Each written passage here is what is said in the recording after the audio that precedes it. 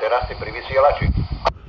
Áno, rovno som pri tom zabradli. Kebyže si teraz dáš tú kameru, čo je tu na hore, meteozobor.sk, tak by si ma videl, jak som tu pri tom zabradli a vysielam. Pozerálne, musí sa to tam otočiť. No, približne sa zábradlie. Áno, jeden pán tam stojí. Teraz sa otočí ku kamere. To som ja. Výzva na kanáli Brejko, výzva na kanáli tu Sirius. Sirius, poberiem ťa tu na David 23, Nitra Zobor. Nitra Zobor, servus tu Sirius, ešte hovorí s Robertom, okej, bral som vás.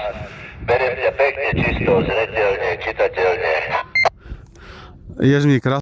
Ja idem Alan 98E, originál antenka, pelendrek, ten klasický originál, čo bol k tomu, takže je to fajn.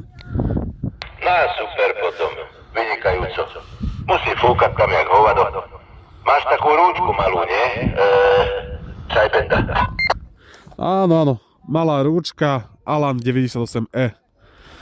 Takže z 90 rokov, a na to všetko, že koľko má rokov, stále dáva 4 W. Nádhera, čo chceš, hlavne, že to ide. Roberto, ja som tu, počul som vás, takže ťa zdravím a idem si ďalej do kuchyne robiť polievku, jo?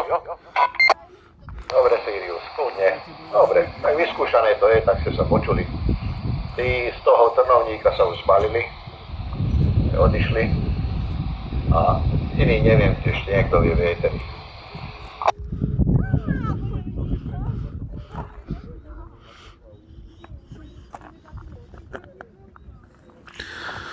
Dobre, tak ja sa s vami lúčim taktiež, už pomaličky schádzam dole, už sa idem zbaliť. Ďakujem vám za spojenie, pozdravujem všetkých a SM3, David 23, Nitra Zobor. Dobre, David, maj sa po ceste opatrne a niekedy na budúce sa počujeme. Ahoj, 73.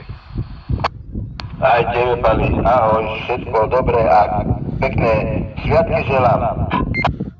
Ďakujem, napodobne, SM3.